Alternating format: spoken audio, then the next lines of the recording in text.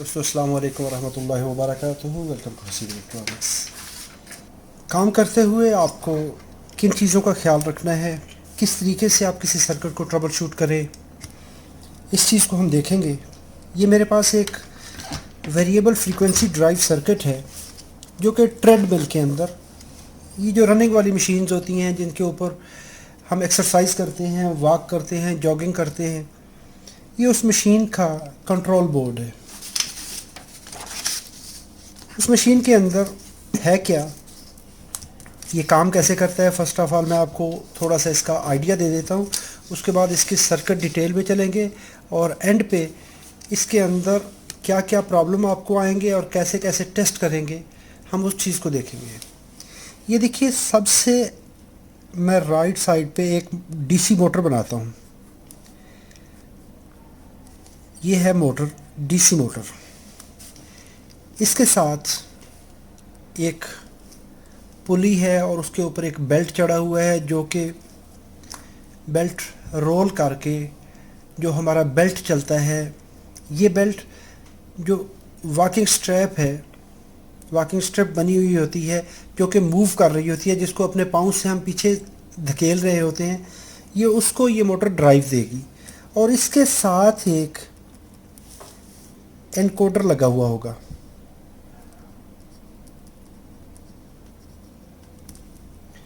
ये encoder optical हो सकता है, ये प्रॉक्सिमिटी हो सकता है, ये लाइट सेंसर हो सकता है, ये टैकोमीटर जनरेटर हो सकता है, ये रिजॉल्वर हो सकता है। कोई भी चीज़ जो कि इस मोटर की रोटेशन को मेजर करेगी, जो फीडबैक देगी, वो ये एनकोडर है।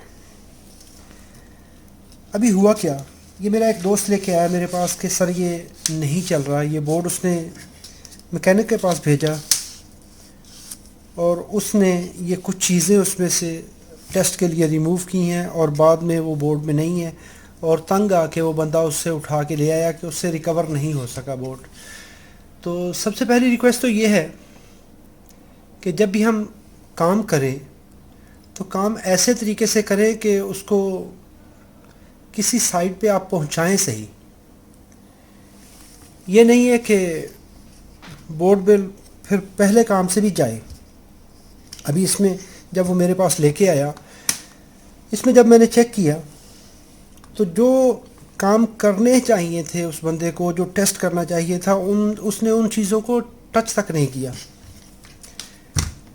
उसने बाकी और चीज़ें जिनका इससे ताल्लुक़ नहीं था, ये पावर ऑन हो रहा था बोर्ड, उसने वो पावर ऑन होने से भी जाता किया कि ठीक है जी, ये चलते करो इसको।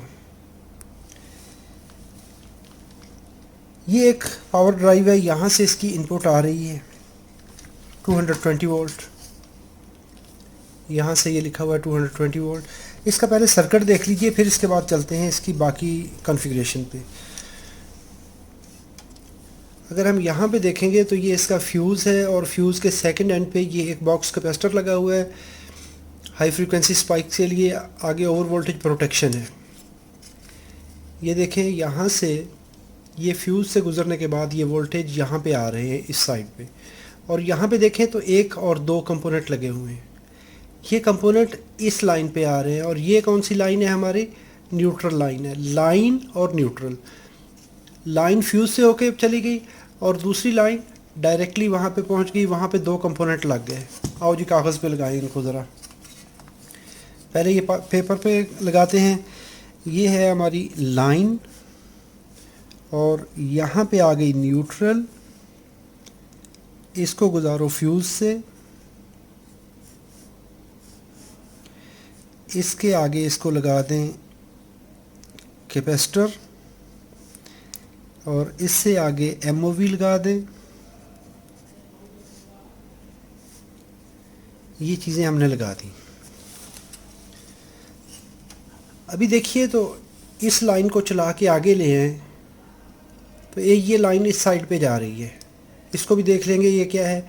और इस लाइन को देखें तो ये इन दो चीज़ों से गुज़रने के बाद, इनको पैरेलल पाथ देने के बाद ये इस जगह पे आ गई। यहाँ पर क्या है, इस जगह पर अगर हम देखेंगे तो इसके 1, 2 और 3, ये 3 पॉइंट बने हुए हैं, और ये ब्लैक कलर का एक कंपोनेंट है। ये है रिले लगी हुई। अभी जो supply I, neutral side I, यहाँ से गुजरने के बाद गुजरेगी और गुजरने के बाद आगे अपना फंक्शन और करेगी। इसका मतलब है इसको हम यहाँ पे रिले में से गुजारते हैं। रिले के ये पॉइंट मेक नहीं है, ये मेक नहीं है, ये ओपन पॉइंट है रिले के। तो इट मीन्स कि रिले इस वक्त ऑफ कंडीशन में है। जब ये ऑन होगी, अपने कॉन्टैक्ट को मेक करवाएगी, तो उस वक्त ये सप्लाई पास होगी यहाँ से आगे। जब ये यहाँ से पास होगी तो इसको देखें तो ये जो पॉइंट दरमियान में बन रहा है, तो ये जा रही है ब्रिज रेक्टिफायर के इस पॉइंट पर, सेंटर वाले पॉइंट पर, जो कि नेगेटिव के साथ सेंटर वाला पॉइंट है, इस पे आ गई। और अगर आप ये फ्यूज़ वाली लाइन को देखेंगे तो फ्यूज़ वाली लाइन ये सीधी यहाँ से गुजरने के बाद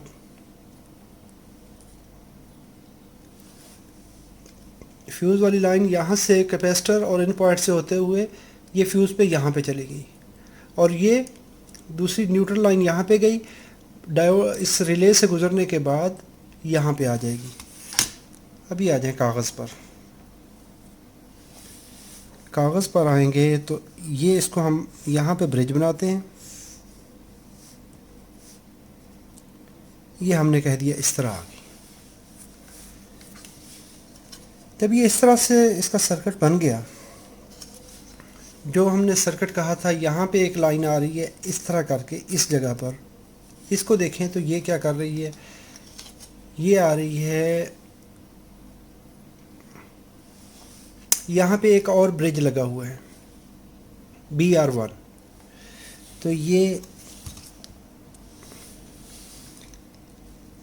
लाइन जो हमने कही थी, ये लाइन यहाँ से गुजरी,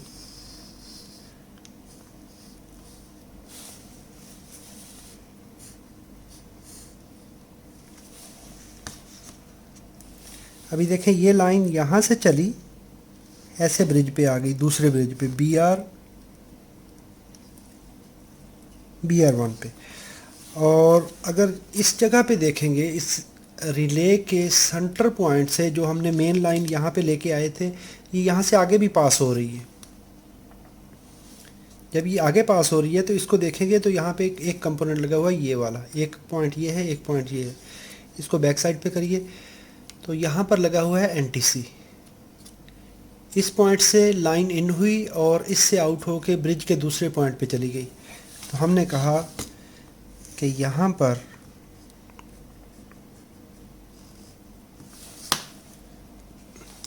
ये लाइन NTC से गुजर के ये आ गई, यहाँ पे आ गया हमारे पास NTC का नंबर है 10 ओम का NTC है। अभी इसको देख लीजिए कैसे आ रही है ये सप्लाई। ये हमने कहा ये लाइन डायरेक्टली आ रही है इस NTC पर, NTC के एक पॉइंट पर, यहाँ पर,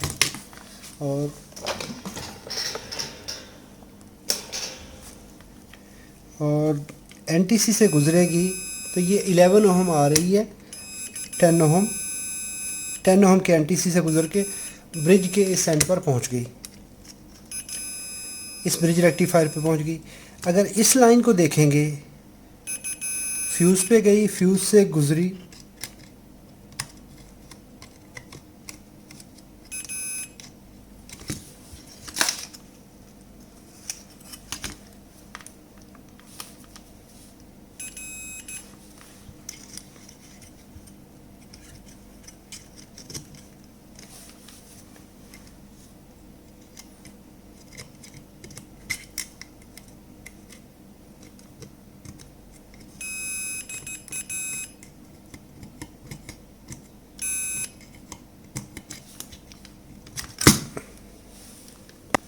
ये देखें करोजन की वजह से ये फ्यूज़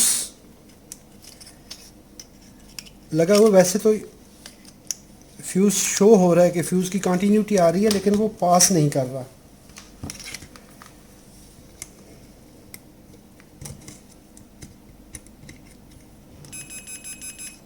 तो फ्यूज़ का आपस में कांटेक्ट नहीं हो रहा।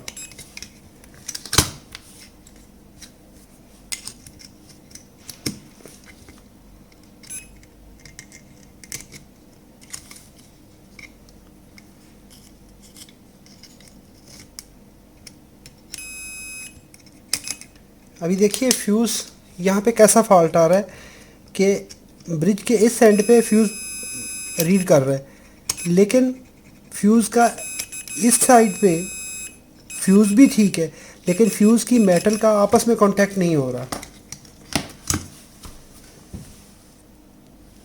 जब ये फ्यूज़ के ये देखें तो कितनी करोजन आई हुई है, तो जब ये फ्यूज़ पे इस तरह की करोजन आएगी, ऐसे हालत में हमें फ्यूज़ होल्डर को तब्दील कर देना चाहिए।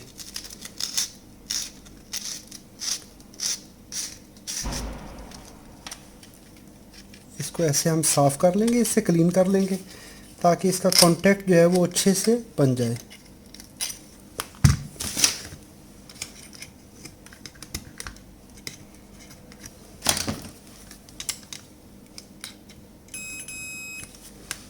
अभी देखिए ये कांटेक्ट हो गया इसका आपस में। पहले ये कांटेक्ट फ्यूज़ भी ठीक था, फ्यूज़ इस एंड पे भी इस एंड पे भी ये आपस में कंटिन्यूटी नहीं दे रहा था। तो इसको जब आप क्लीन करेंगे, इसकी जो जंग लगा हुआ है, करोजन लगी हुई है, उसको हटाएंगे तो ये आपस में सर्किट को पास करेगा। बाज़ वक़्त इस तरह के भी मसाइल आते हैं।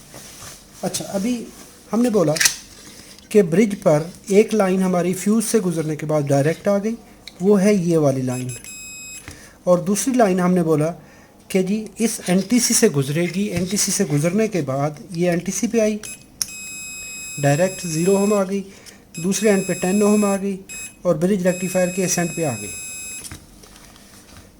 अच्छा, अभी हमें देखें कि दो लाइनें मिल गई। इस कैपेसिटर पे इस ब्रिज रेक्टिफायर पे डायरेक्ट वोल्टेज नहीं जाएंगे, रिले के थ्रू जाएंगे। तो ये इस रिले की एक कंट्रोल वाइंडिंग है। यहाँ पर ये 2 पॉइंट जो नज़र आ रहे हैं हमें,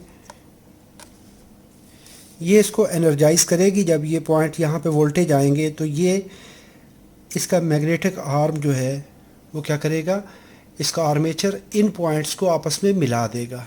ये दोनों पॉइंट आपस में टच हो जाएंगे। कौन से वाले पॉइंट? ये वाले पॉइंट। तो अभी जैसे ही ये दोनों पॉइंट टच होंगे, मिलेंगे, यहाँ पर इसकी रिले की कॉइल आ गई। तो ये क्या करेगी, ये मैकेनिकली इसमें इलेक्ट्रोमैग्नेट बनेगा और वो इस पॉइंट को मिलाएगा। तो जो वोल्टेज आएंगे वो यहाँ से गुजर के सीधे आगे चले जाएंगे। यहाँ पे आपको मिलेंगे डीसी वोल्टेज। ये डीसी वोल्टेज, ये देखिए, तो ब्रिज रेक्टिफायर का ये एक हैंड एसी तो हमने दोनों पॉइंट पे पहुंचा दी। एक हमने कहा फ्यूज़ से डायरेक्ट और दूसरी इस रिले से आ गई। पॉजिटिव पॉइंट देखें कट वाला, तो ये पॉजिटिव पॉइंट डायरेक्ट जा रहा है इस कैपेसिटर के पॉजिटिव टर्मिनल पर। तो यहाँ पर कैपेसिटर का पॉजिटिव टर्मिनल बनाएं। नेगेटिव टर्मिनल को देखेंगे तो नेगेटिव टर्मिनल यहाँ से गुजरने के बाद ये देखिए यहाँ से नेगेटिव टर्मिनल, और साथ में ये एक रेजिस्टर लगी हुई है, और यहाँ पर ये एक कंपाउंड लगा हुआ है कैपेसिटर को फिक्स करने के लिए। ये भी उतरता नहीं है, चले। तो ये एक रेजिस्टर है, ब्लीडर रेजिस्टर, और ये इस कैपेसिटर के नेगेटिव टर्मिनल पर वोल्टेज चले गए। इसके पैरेलल में एक ब्लीडर रेजिस्टर, ये कितने की है, ब्राउन ब्लैक येलो 100K की, और कैपेसिटर है, ब्रिज है 1006 kBu, ब्रिज आ गया kBu 1006, रेजिस्टर आ गई 100K की, और कैपेसिटर की वैल्यू है 470 माइक्रो और 400 वोल्ट। यहाँ से अभी वोल्टेज आ गए हमारे। जब ये वोल्टेज देखें तो ये नेगेटिव लाइन सीधी चली गई कहाँ पर, जो हमने कहा था कि ये मोटर का एक टर्मिनल है जिस पे M नेगेटिव लिखा हुआ है। तो ये मोटर के नेगेटिव टर्मिनल पे चली गई। यहाँ पे जो हमारी आउटपुट पिन है इस पे कनेक्ट हो गई। नेगेटिव वोल्टेज डायरेक्टली चले गए।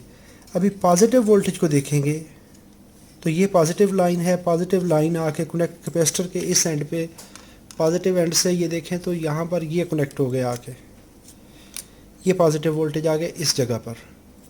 इस मॉसफेट के, ये मॉसफेट है 40TP65D। सबसे पहले जो पावर ड्राइव सेक्शन है उसको चेक कर लें। कैसे चेक करिए कि वो शॉर्ट तो नहीं है। मल्टीमीटर को रखिए कंटिन्यूटी पर और इस मॉसफेट के कंटिन्यूटी चेक कर लें, शॉर्ट सर्किट चेक कर लें। तो ये देखें इतने बुरे तरीके से ये शॉर्ट हुई है कि मैं आपको क्लियर करके बताता हूँ। ज़रा देखिए, ये देखिए, ये ज़ीरो ज़ीरो, ये सब के साथ ज़ीरो पड़ रहा है। इसका गेट, ड्रेन, सोर्स, सारी की सारी चीज़ें, कुल कायनात इसकी शार्ट हो गई। जब ये शार्ट हो गया तो फिर इसके बैक वोल्टेज इसके ड्राइवर सेक्शन में जाएंगे। जो ड्राइवर आईसी है वो डैमेज होती है। यहाँ पर ये लग गया मॉसफेट,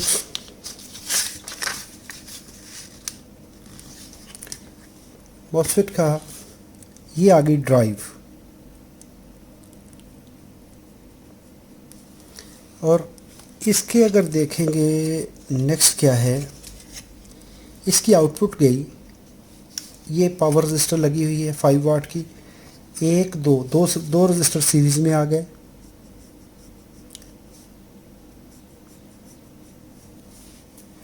और यहाँ से आउट होने के बाद ये वोल्टेज, ये ड्राइव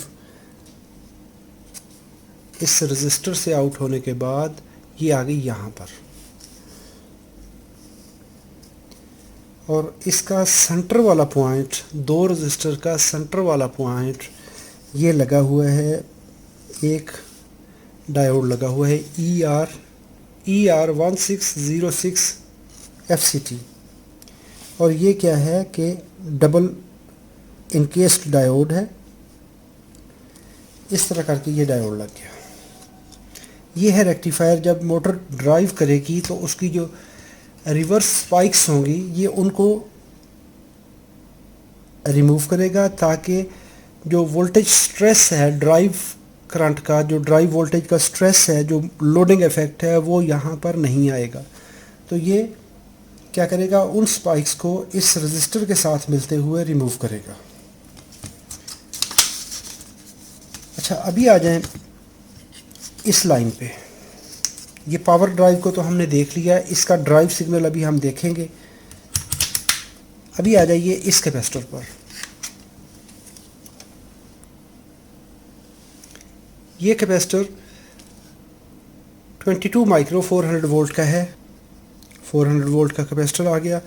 और इसके पॉजिटिव साइड से देखें तो पॉजिटिव साइड ट्रांसफार्मर की एक पिन पे जाएगी।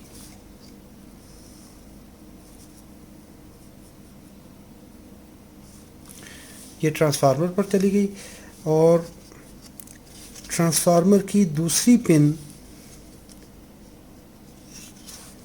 इस पिन पे हमारे वोल्टेज आ गए, पॉजिटिव वोल्टेज कैपेसिटर से, और नेगेटिव लाइन आईसी पे जा रही है, और इसकी पिन नंबर 1 2 3।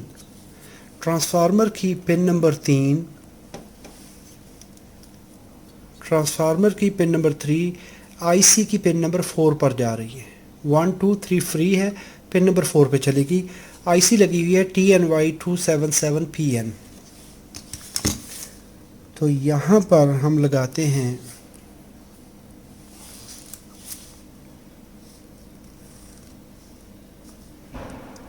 TNY277PN। इस आईसी की पिन नंबर 4 पे ये लगे।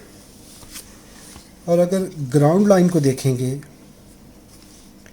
इस कैपेसिटर से ये जो वोल्टेज जा रहे हैं ग्राउंड लाइन के, नेगेटिव वोल्टेज, ये नेगेटिव साइड के ये वोल्टेज नीचे वाली लाइन, तो ये जा रही है इस आईसी की इन पिनों पर। कौन सी? 5 6 7 8, 5 6 7 8। इन पिनों पे चली गई तो ये क्या करेगी, आईसी स्विच करेगी। और यहाँ पर एक ये रजिस्टर, ये डायोड, ये दो रजिस्टर मिलकर स्नबर सर्किट बना रहे हैं।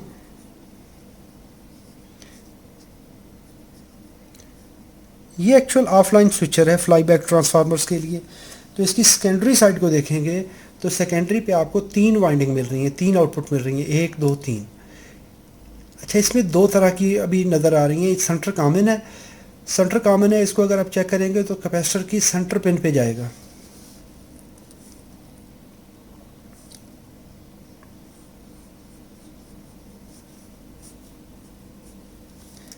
अभी यहाँ पर 2 डायोड लगे हुए हैं, 1 और 2, एक सीधा लगा हुआ है और एक उल्टा लगा हुआ है।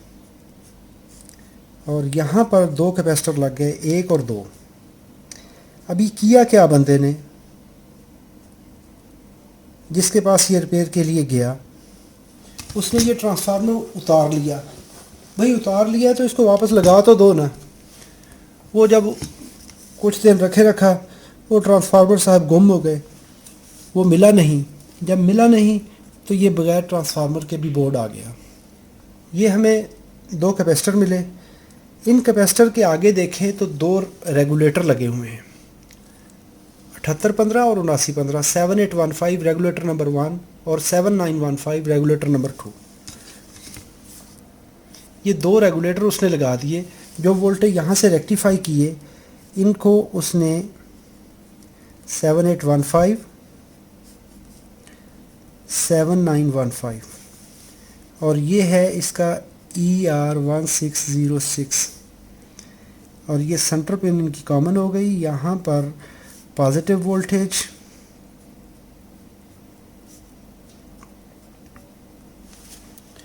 ये 2 कैपेसिटर और लगे हुए हैं, ये वाले। ये रेगुलेटर्स के बाद जो कैपेसिटर लगाए जाते हैं वो ये आ गए। अभी यहाँ तक ये छोटे कंपोनेंट का मैं जिक्र नहीं कर रहा हूँ, हम सिर्फ सर्किट का आइडिया देख रहे हैं। इन्हीं वोल्टेज को उसने गुजार के ले आया इन कैपेसिटर पर। ये हमारे पास 470 माइक्रोफैरड 25 वोल्ट का कैपेसिटर है। यही वोल्टेज ले आया यहाँ पर इस कैपेसिटर पर जी, एग्जैक्टली।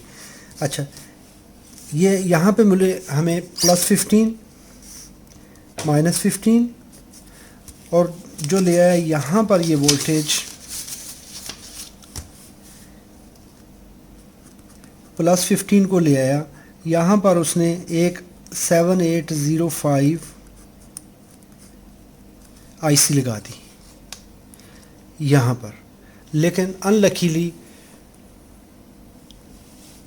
ये 7805 आईसी इस पिक कंट्रोलर की सप्लाई के लिए है, लेकिन उसने इसको रिमूव किया टेस्ट करने के लिए और बाद में इसको भी लगाया नहीं। ये देखें तो उसी तरह उसका पुअर कंडीशन में सोल्डर लगा हुआ है और उसने इसको लगाया नहीं है। +5 वोल्ट यहाँ पर मिल गए हमें। जब ये +5 वोल्ट यहाँ पर मिले तो यहाँ पर लगा दीजिए आप पिक।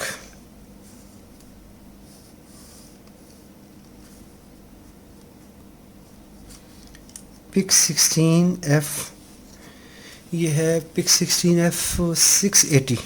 बहुत दिक्कत से मैंने देखा था। Pick 16F 680। तो ये 680 ये माइक्रो कंट्रोलर आ गया। इसको उसने 5 वोल्ट सप्लाई दे दी। अभी इसके काम देखिए। ये है इसका मेन कंट्रोलर इसका। यहाँ पर आईसीज कौन सी लगी हुई हैं? एक आईसी पिक 680 लगी हुई है, 339 लगी हुई है, ऑपरेशनल एम्पलीफायर लगे हुए हैं और यहाँ पर ये IR ड्राइवर आईसी लगी हुई है। अभी इसकी में डिस्कशन में आते हैं। और TNY 277 इसको तो हमने डिस्कस कर लिया। और यही वोल्टेज की फीडबैक, जो इसकी वोल्टेज फीडबैक है, वो यहाँ से वोल्टेज गुजरने के बाद इस ऑप्टो कपलर 1 नंबर से जो PH1 लगा हुआ है, इस ऑप्टो कपलर से इसकी पिन 1 पे इसकी फीडबैक जा रही है। तो ये रेगुलेट करवाएगा यहाँ पर। तो यहाँ पर पिन 1 पे फीडबैक आ गई थ्रू ऑप्टो कपलर। अभी ये आईसी क्या करेगी, ये डिफरेंट सेफ्टीज़ को वेरीफाई करेगी। कौन कौन सी सेफ्टीज़ हैं ये चेक करेगी। आया हमारे इनपुट वोल्टेज डीसी जो है वो इस रजिस्टर नेटवर्क के थ्रू सेंस करेगी। इसके बाद इसने सेंस करना है कि ट्रेडमिल के ऊपर हमेशा एक सेफ्टी स्विच लगाया जाता है, जिस छोटा सा मैग्नेट पीस होता है उसको आप ऐसे उसके ऊपर टच रखते हैं तो पावर ऑन होगी,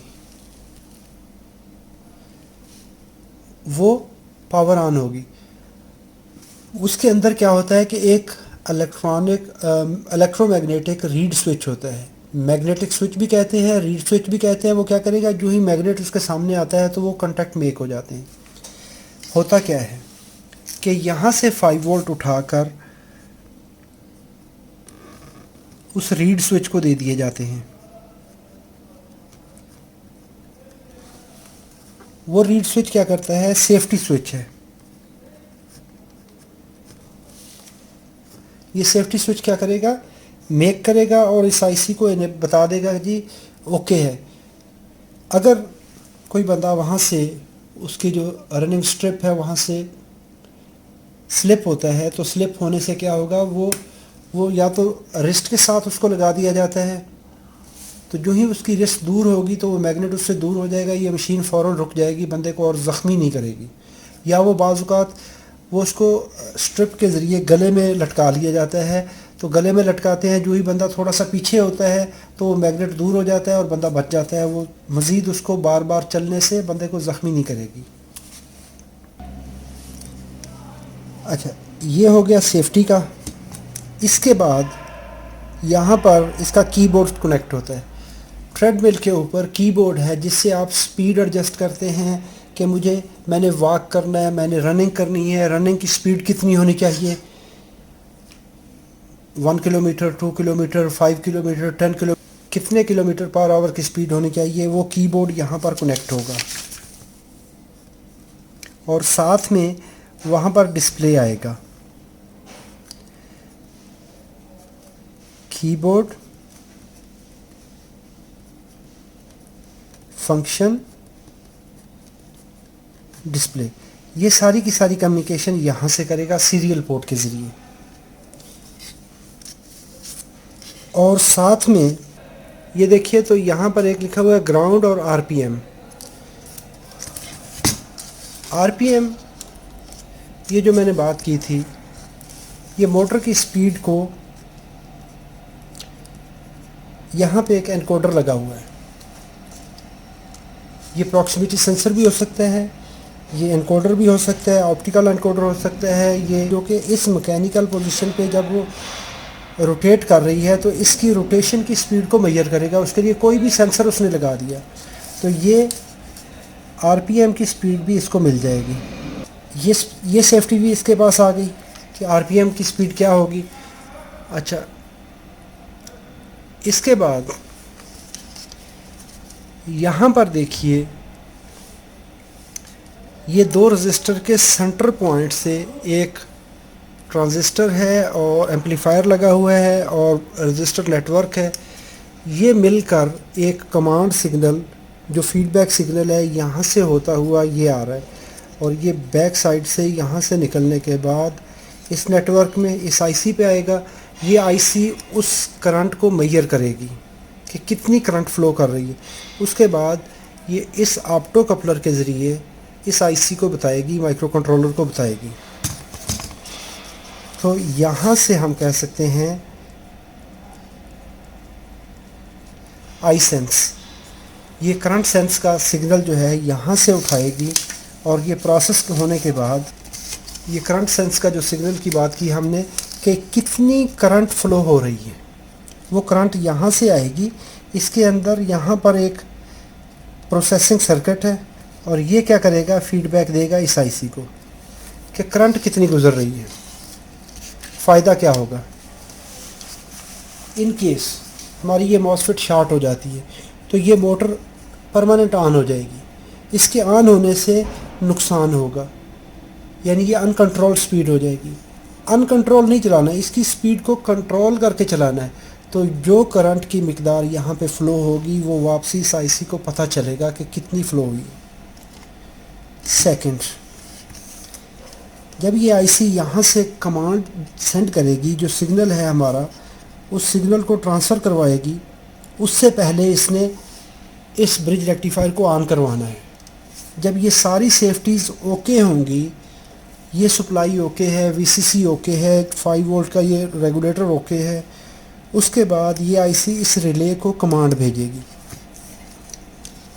इसको कमांड देने के लिए, इसको पावर ऑन करवाने के लिए, इस रिले को एक्टिवेट करवाने के लिए एक यहाँ पर ये ट्रांजिस्टर लगा हुआ है Q1। तो ये क्या करेगा, यहाँ से इस रिले के इन 2 पॉइंट्स पे सप्लाई देगा। जब यहाँ पे एनर्जाइज होगी रिले तो ये 2 पॉइंट शिफ्ट करेंगे। ये पॉइंट ऊपर मिलेगा, इसके मिलने से इस ब्रिज में वोल्टेज जाएंगे, एसी वोल्टेज रेक्टिफाई करेगा, कैपेसिटर चार्ज होगा, ये आईसी ये मॉसफेट वोल्टेज रिसीव करके कमांड लेने के लिए रेडी हो जाएगी। यानी जब सारी सेफ्टीज़ कंप्लीट हुई, ये जितनी चीज़ें हमने बताई हैं कि इनपुट वोल्टेज ओके हैं, सप्लाई ओके है, आरपीएम तो नहीं आ रहा है, मोटर चल तो नहीं रही, आया सेफ स्विच लगा हुआ है। जब ये सारी चीज़ें आ जाएंगी और कीबोर्ड से पावर ऑन कमांड ऑन है, पावर ऑन का बटन उसने प्रेस किया है, तो क्या करेगी, ये आईसी एक सिग्नल जनरेट करेगी। कौन सा, रिले ऑन का।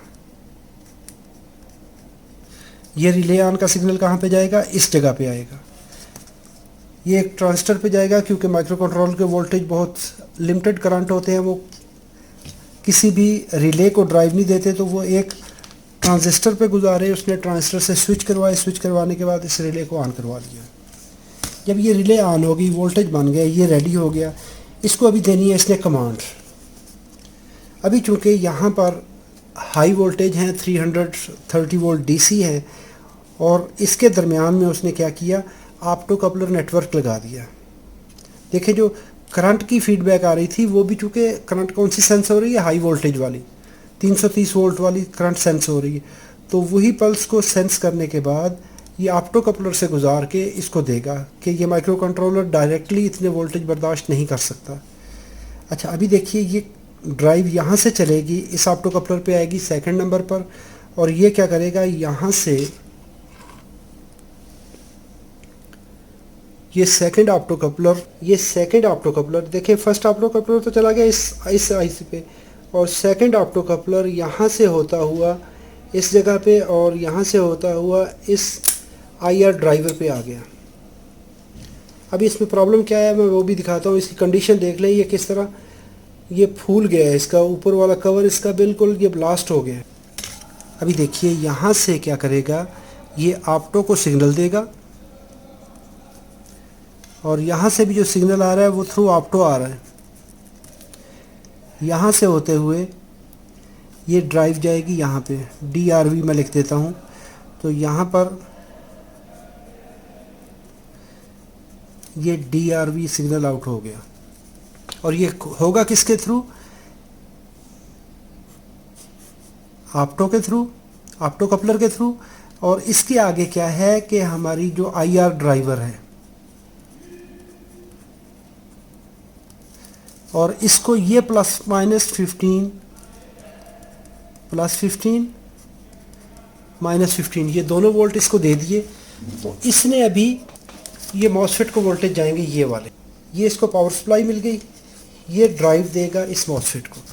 जब ये मॉसफेट पे ड्राइव जाएगी, अभी देखें हमारे पास 4 ऑप्टो कपलर हैं, एक ऑप्टो कपलर इस आईसी के लिए, दूसरा ऑप्टो कपलर यहाँ से कमांड भेजने के लिए, तीसरा ऑप्टो कपलर जो हमारी वापसी ड्राइव करंट और ड्राइव पल्स चल रही है उसको सेंस करने के लिए, और ये वाला तीसरा ऑप्टो कपलर यहाँ पे जो 1, 2 और 3 नंबर है, ये क्या करेगा, इस मॉसफेट के गेट पे जब ये ड्राइव पल्स बन के यहाँ से चलेगी, चलने के बाद एम्पलीफाई होगी, इसके इस गेट पे पहुँचेगी, तो गेट पे जो ड्राइव होगी उस ड्राइव को वापसी ये डिकोड करेगा। जब ये वापसी इसने डिकोड किया, यहाँ से गुजारने के बाद इस ऑप्टो कपलर पे ले आया 3 नंबर पे। इसमें 2 ऑप्टो कपलर सीधे लगे हुए हैं और 2 ऑप्टो कपलर उल्टे लगे हुए हैं। तो ये ऑप्टो कपलर, ये इनपुट साइड है इसकी, ये इनपुट साइड है और ये इसकी आउटपुट है। आउटपुट कनेक्टेड है इस आईसी के साथ और इस साइड से ये इनपुट है, ये इनपुट है और ये 2 आउटपुट है, 2 सीधे 2 उल्टे। अभी यही पल्स जो हमने यहाँ से बना के भेजी, ये वापसी उसको चेक करेगा कि जितनी कमांड मैंने भेजी थी उसी तरह की कमांड वहाँ पे पहुँची है, कोई रिवर्स तो नहीं हुआ।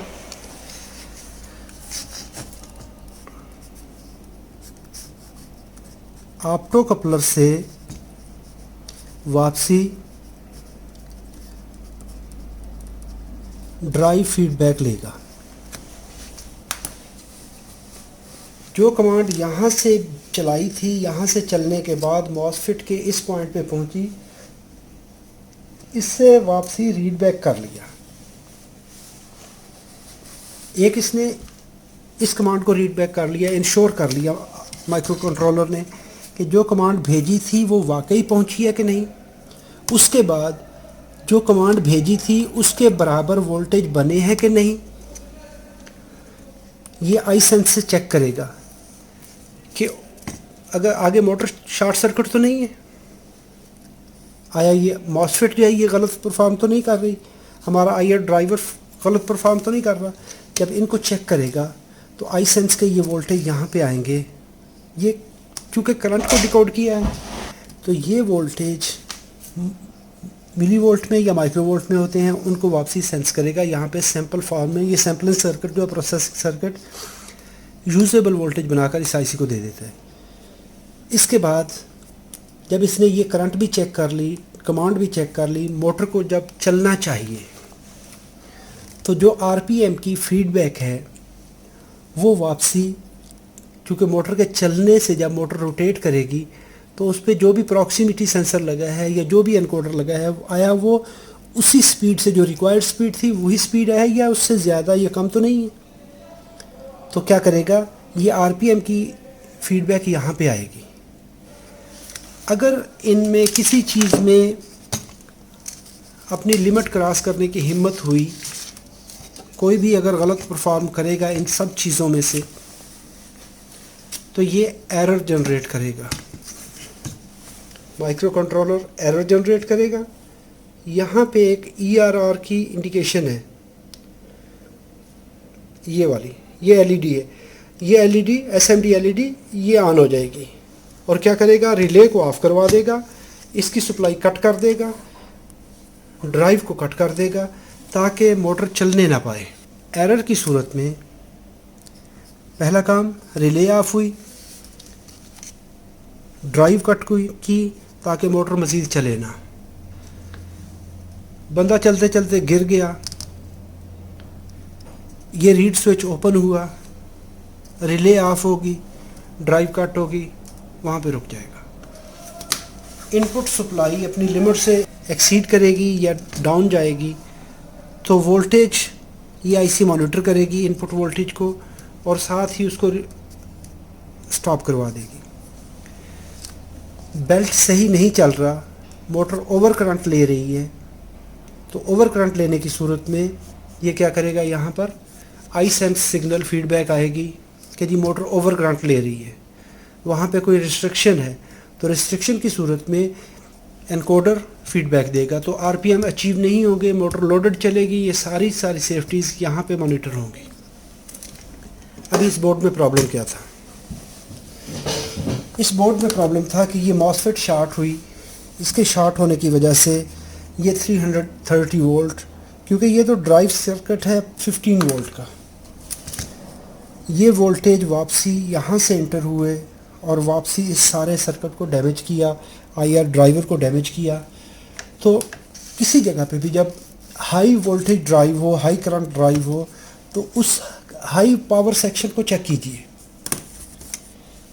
जब हाई पावर सेक्शन को चेक करेंगे, जो ड्राइवर है आईजीबीटी लगा हुआ है, जो कि वहाँ पे जो भी कंपोनेंट लगा हुआ है वो क्या करेगा, आपको बता देगा कि जी इसमें प्रॉब्लम है या नहीं है। अभी क्वेश्चन ये आता है कि इसमें ये फ्यूज़ क्यों नहीं ब्लो हुआ, पॉसिबल है कि फ्यूज़ ब्लो हुआ हो। अगर फ्यूज़ ब्लो नहीं हुआ तो ये जब शॉर्ट हुआ तो ये वोल्टेज इसने इस सर्किट को डैमेज कर दिया। किसी तरह से भी स्पाइक आई, उसने किसी फीडबैक ने काम नहीं किया, तो वो क्या हुआ, हमारा ये सर्किट ये प्रॉब्लम कर गया। और जब प्रॉब्लम थोड़ी थी, उसको थोड़ी प्रॉब्लम को अगर टाइमली कवर कर लिया जाए तो वो ज़्यादा अच्छी होती है। अभी इसमें कितने प्रॉब्लम और आ गए। एक तो ट्रांसफार्मर नहीं है। क्यों? जब ट्रांसफार्मर नहीं है तो इस आईआर ड्राइवर के लिए हमारे पास बाइसिंग वोल्टेज नहीं है। जब ट्रांसफार्मर नहीं है, इस माइक्रो कंट्रोलर के लिए वीसीसी नहीं है। इसका रेगुलेटर रिमूव कर दिया। ओ भाई, ये सारे काम नहीं करो ना।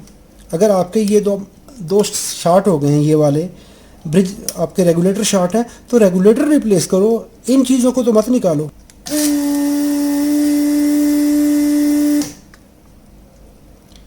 तो इस तरह के छोटे छोटे जो मसाइल होते हैं, इनको कोशिश कीजिए कि सही ढंग से उसको हल कीजिए तो ज़्यादा अच्छा होता है।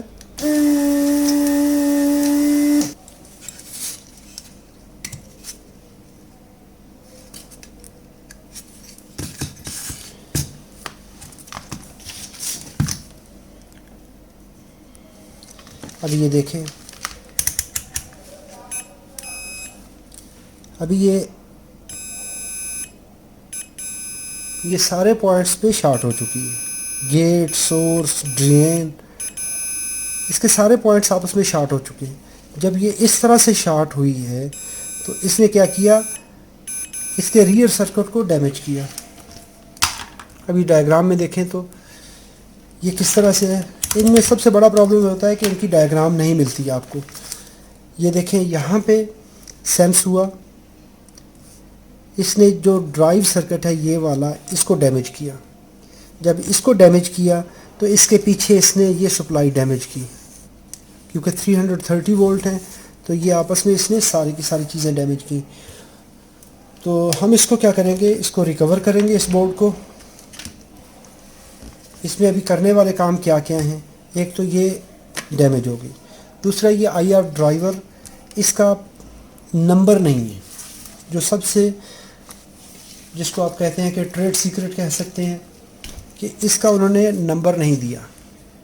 जब इसका नंबर नहीं है तो फिर आपको इसका अल्टरनेट निकालना पड़ेगा, इसका हल निकालना पड़ेगा।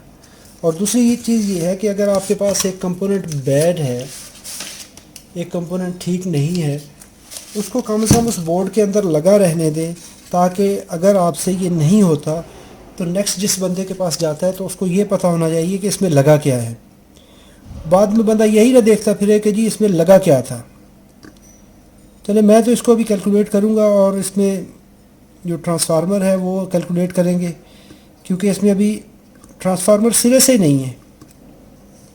अभी ट्रांसफार्मर सिरे से नहीं है तो उसका तो होना चाहिए। आप ट्रांसफार्मर पे तो हमें ये, मुझे तो पता है कि ये 67 किलोहर्ट्ज़ पे काम कर रही है ये आईसी, तो 67 पे ये आईसी काम करेगी।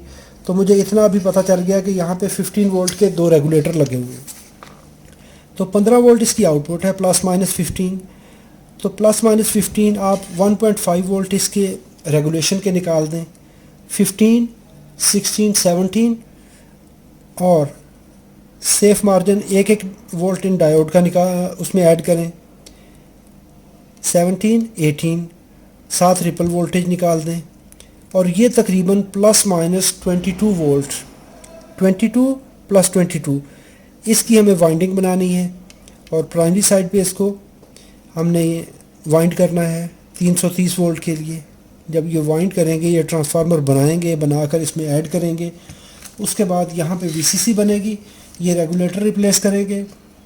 आईआर ड्राइवर जो है इसका मॉसफेट ड्राइवर है, इसको रिमूव करेंगे, इसकी जगह पे कोई और जुगाड़ बना के लगाएंगे।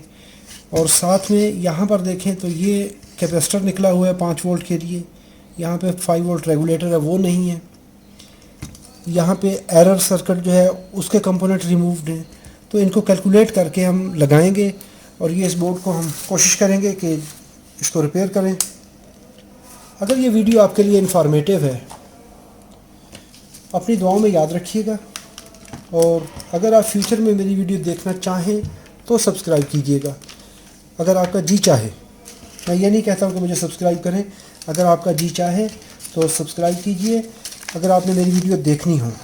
और अगर वीडियो में कोई कमी कोताही हो तो बराए मेहरबानी इसको थंब डाउन कीजिए। अगर वीडियो में कोई कमी है तो डिसलाइक करें और साथ में मुझे इसका मशवरा दीजिए कि कहाँ पे गलती आई और किस तरीके से मैं उसको दुरुस्त कर सकूं, ताकि हम कोशिश करें कि जो इन्फॉर्मेशन है किसी तक अच्छे से अच्छे पहुंचाएं। आप मुझे बताएं कि जी अशरफ भाई आपने यहाँ पे ये चीज़ गलत कही है, तो उसको हम रिकवर करेंगे, उसको अच्छे से करेंगे ताकि किसी को इससे फ़ायदा हासिल हो सके। अगर आपको इसका इल्म है और मेरे बताने में कुछ कमी है तो आप मेरी क्रिटिक करें, मुझे बताएं कि जी यहाँ पे आपने ये बात गलत कही है। और ये वीडियो अच्छी है तो लाइक कीजिए, अपना ढेर सारा ख्याल रखिएगा, अपने दोस्तों के साथ शेयर कीजिए। अस्सलामु अलैकुम वरहमतुल्लाहि वबरकातुहू।